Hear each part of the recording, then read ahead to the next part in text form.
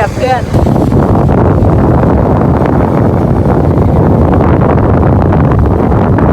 ไม่อยากจากกันเลยมาวันกัดหนึ่งวงพอดีหนึ่งวงดีๆเอียก็ที่ในมิกาด5 วัน1 ปอกที่นี่นะคะ5 วันจะมีตลาด1 ครั้งแล้วเราก็มาวันเราบานกับตลาดวันเราจะกลับก็ตรงมาจากวันเราโชคดีเราจะได้เที่ยวตลาดเราก็ตื่นเต้น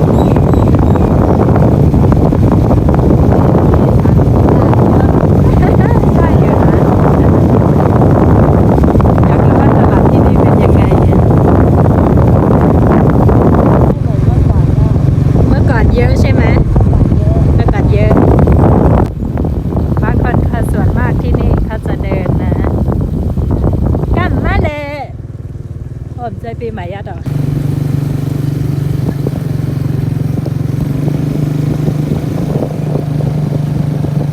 เราไม่ได้มาวัดหนองซ้อมเลยเนาะส่วนมากที่นี่เขาจะเดินมากันแต่ว่าเราเอามอไซค์มาเพราะว่าเรากลัวลูกร้องวันกาดนี่คือสำคัญมากเพราะว่าเด็กๆจะรออยู่ที่บ้านแล้วก็ขนมอะไรประมาณนี้แม่จะได้อะไรมานะเวลาไปตลาดเนี่ยเหมือนตอนที่เราเด็กๆเวลามีตลาดคือจะดีใจมากนี่คือ ไหมถ้าไม่ไหว ได้ไปได้ยังไงก็ได้หมด อันนี้คือทางไปตลาด นี่เป็นแบบนี้ อ๋อ โอ้ อย่าง รองเท้าไหวไหม อย่างนี้นี่เองไหวอยู่นะ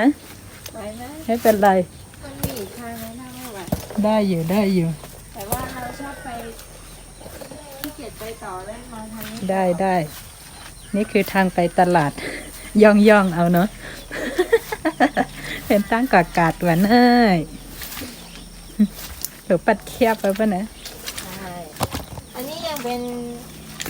ดีแล้วนะอันนี้นะ บางทีต้องใส่รองเท้าบูทนะ โอ้โห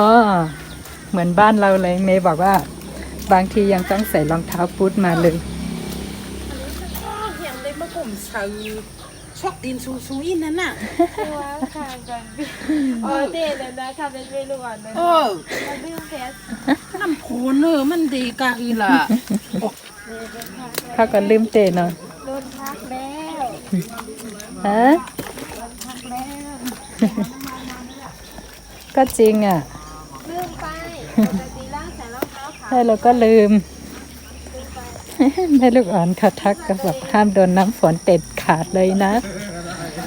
นี่คือตลาดเขาให้เป็นกัดหนองซ้อมเหมือนเนี่ย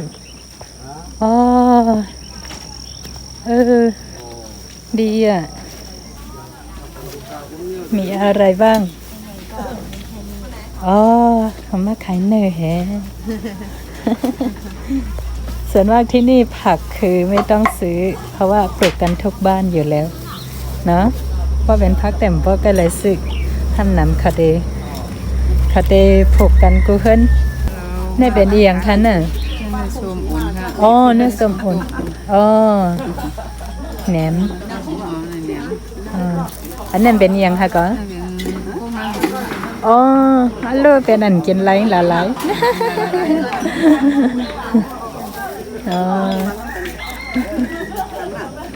นี่ตลาดเขาเล็กๆน่ารักมาก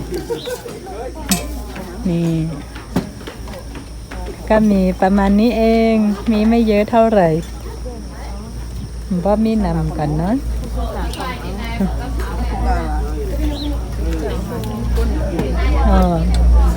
ข้าวซอย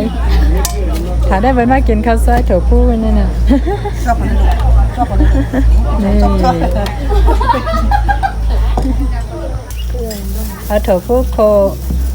ไม่เอากันเลย สองจ้อแล้วนั่นอีก เฮ็ดเดือขายค่ะเจ้าไหน ใส่ลอกกันนี่เลยนะใส่ลอกกัน เฮง5 อัน1,000ได้5 อัน lon song hi ใส่ลอกกัน1 ถุง2 ด้วยหนาว่างะหาเมื่อเขาได้นึกว่ากันได้นึกว่าร้อยเองหรือ ยังวันร้อยไป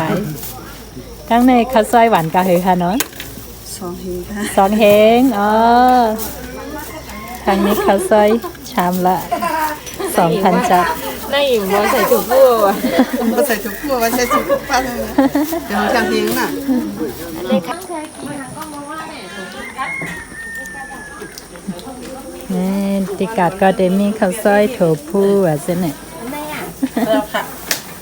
มาค่ะ ภาพนำก็เดเป็นเส้นไหนเนาะอ๋อ เดี๋ยวเดี๋ยวตั้งก่อนเข้ามาหนังเดีย อ๋อ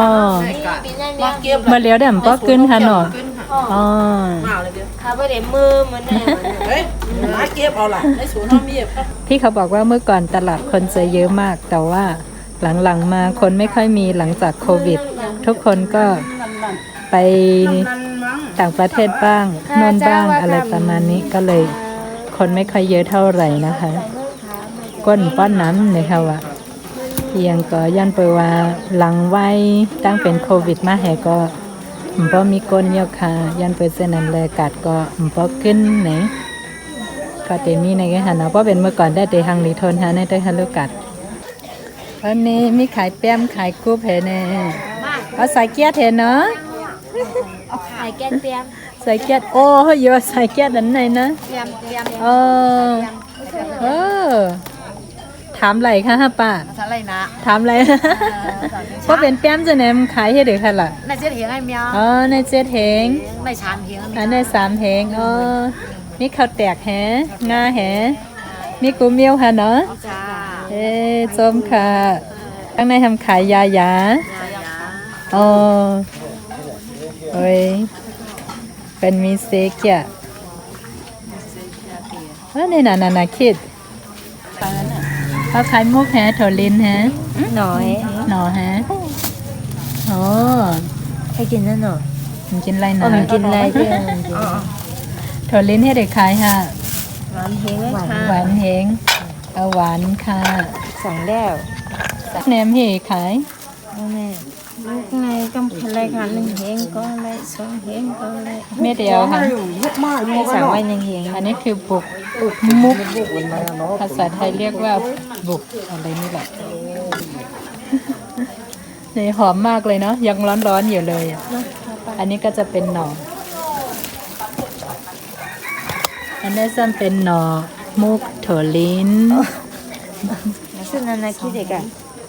แจวะแจวะไม่เคยกินนั้นน่ะนี่ มีกล้วยเฮ้ย ข้าวต้มแหลมแฮ กล้วยกัน มีเห็บแฮเดี๋ยวเป็นปัตตันกับหาเห็บมา นั่นที่หาปากฟัง อันนี้เห็บผังคันน่ะ เองล่ะ เห็บผังคาปี หลวงไม่ได้ลองใส่ชาไม่รู้ เห็บผังอาเมนน่ะ เก็บตัวห้อยอ่ะ เห็บดอกห้อย เอาน้ำหลัก เห็บดอกห้อย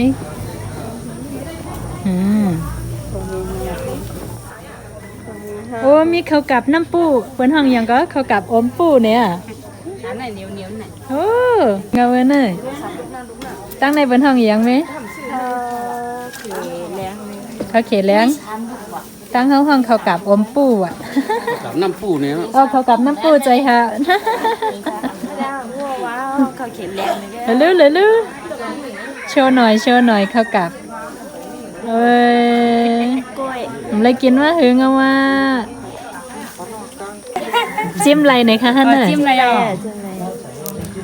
มาหาคนสิจิ้ม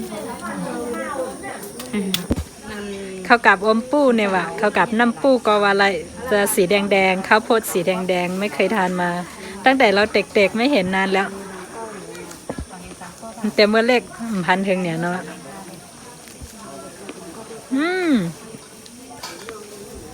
เจมหอมเจมหอมหวานเป็ดใจแม่ใจถึงมันก็เล็กตั้งในทำขายอียาทางนี้จะเป็นขายยาก็จะขายแบบนี้ค่ะป้าเข้าป้าตัวให้กับอะไรคะเนี่ย กระซ่อมหน้าค่ะ อ๋อเด็กกับซ้ำหน้าตั้งในป้าตัวให้ค่ะเนาะกัดหลีทนค่ะเนาะกัดหลีทนค่ะเนี่ยเนาะอันนี้พอฝนตกก็ไว้ตัวให้ไหน ไปตัวเฮ็ดไหนเฮ้เมืองเฮา อ๋ออุ้ย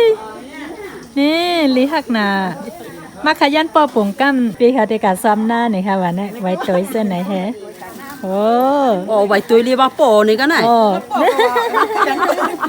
ลิหักนา ก็ถ้าวันนั้นไปหลูก็ไม่เอายังฮิตไหนนะอีกคนเนี่ย ตลาดวันนี้คนเยอะมาก กาดเหมือนในก้นน้ำ เจอ ค่ะ บรรยากาศเหมื่อนในก้นกึนฮะนะร้านใหญ่ ๆ จะมีอยู่ทางนี้ขายทุกอย่างเลยนะคะเนาะขายกูเมียว อันนี้คือ1,000 จัด 1,000 จัด เนาะเราได้ถั่วผักยาวแล้วก็ผักสองมัด 1,000 นี่ไม่กี่บาทเองกี่บาท 1,000ก็ไม่ถึง5 บาทก็ได้เท่านี้นี่ 5 บาท อันนี้คือ5 บาทเหรอ5 บาทไว้6 บาทแล้วกัน ว้าว ดีอ่ะ ตอนนี้เที่ยวเสร็จแล้วตลาดได้มาแบบเยอะมาก ไปดูที่บ้านแล้วกันว่าได้เยอะได้อะไรมาบ้าง แต่เต็มไม้เต็มมือนะ นี่เยอะอยู่ ต นะ ลาดเยอะจะขนาดไหน ก็ดีแบบนี้ก็ดีบ้านแบบว่าอะไรบ้านดีอ่ะ ดีมากเลย ไม่งั้นคงไม่ได้ถ่ายนะเนี่ยฟังนี่ ดีใจอย่างหนึ่งคือได้เห็นข้าวโพดตอนเราเด็กๆอ่ะ เราอยู่บ้านเราไม่ได้เห็นมานานมาก ตั้งแต่อายุ10 ขวบมั้งเพราะว่าอันนี้คือพันธุ์เริ่มสูญไปแล้วนะ ที่นี่ยังมีอยู่ที่ไหนได้เด็กมีอยู่เมื่อเขาก็เล็กมันนี้ นี่หมาบ้านนี่เขาปลูกไว้กันหนึ่ง โอ้ยนั่นน่ะ เป็นข้าวกับอมปัวที่ในหลอเซิงไว้เข้มๆเนี่ยใช่ไหม เอามือคล้องไป หวานหนักนะเรามาแบบนี้ใช่ไหมเราจะได้ยินเสียงลูกแว่วๆตลอดเลย ใช่ เวลามีลูกแล้วคืออะไรเป็นอะไรที่ได้ยิน หูอ่ะจะได้ยิน เออ เสียงลูกตลอด ใช่บางทีอาบน้ำอยู่อะไรอย่างนี้ ก็ได้ยินเสียงพอวิ่งมาดูไม่ใช่ ตลอดเลยไปตลาดมาได้นี่มานี่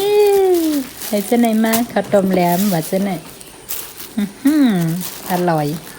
ของอร่อยทั้งนั้นเลยต้องกินหวานๆหลายๆวันเร็วก็กว่ากาดมาเยอะค่ะ ตอนนี้เราไปตลาดมาแล้ว ตอนนี้ลูกก็ตื่นแล้วตอนเราไปยังไม่ตื่น ตอนนี้ก็ไปให้นมลูกก่อน ดีมากเลยไม่ร้อง กลับมาถึงบ้านก็จะเป็นแบบนี้ เพราะว่าแม่ไม่อยู่